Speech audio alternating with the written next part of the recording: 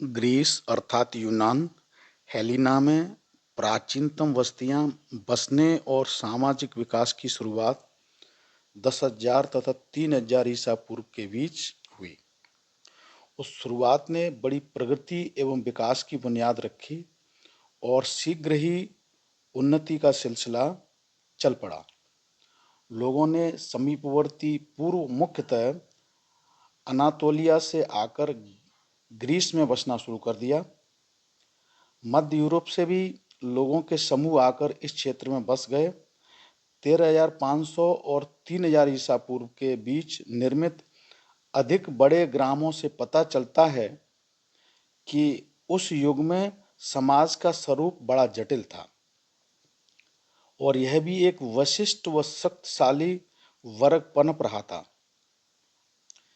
उसके कुछ समय बाद ही शिल्प विशेषज्ञ उभरने लगे और सामाजिक व्यवस्था का स्वरूप जनजातीय संगठन से मुखिया प्रधान हो गया।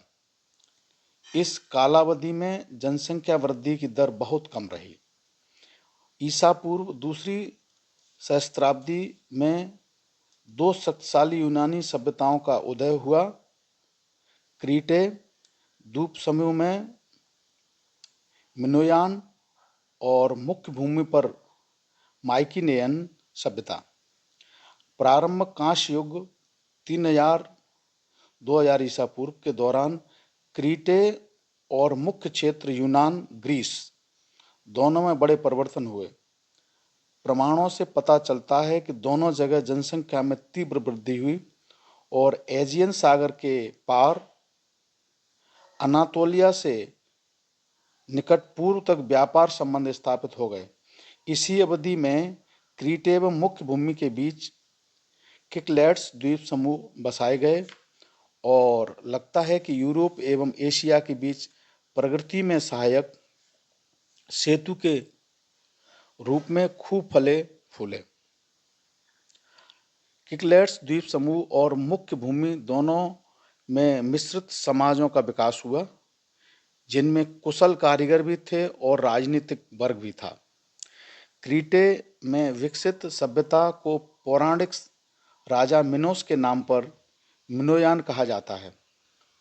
करीब 2000 ईसा पूर्व के आसपास मिनोयान वासियों ने महलों का निर्माण शुरू कर दिया, जो उनके व्यापार चिन्ह ट्रेडमार्क बन गए। महल निर्माण का कार्य 1450 ईसा पूर्व तक चलता रहा। इस अवधि के दौरान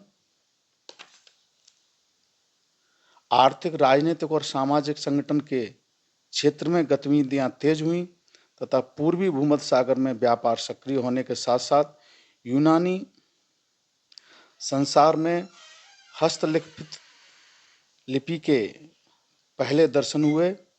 इस अवधि के उत्तरार्ध में मिनोयान के व्यापारी पश्चिम में दूर दूर तक जाने लगे और स्पेन पहुंच गए। बड़े बड़े अलंकृत महलों की बनावट विशेष प्रकार की थी। उनका निर्माण आबादी वाले केंद्रों में किया गया था और वहाँ बड़े पैमाने पर धार्मिक समारोह हुआ करते थे। एक भीषण भूकंप ने समाज के अनेक महलों को ध्वस्त कर दिया और तभी से पतन का युग आरंभ हुआ। माइकोनेनियन सभ्यता के क्रीटे के भूमध्य सागरीय वाणिज्य कर पर कब्जा कर लिया और 1200 ईसा पूर्व तक मिनोयान सभ्यता के विकास का बिल्कुल अंत हो गया।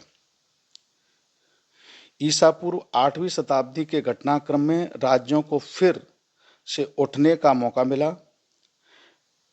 पेलोपोनेसस के पूर्वी तट पर अर्गोस और कोरिन्थ पत्तनों पोर्ट का बहुत तेजी से विकास हुआ।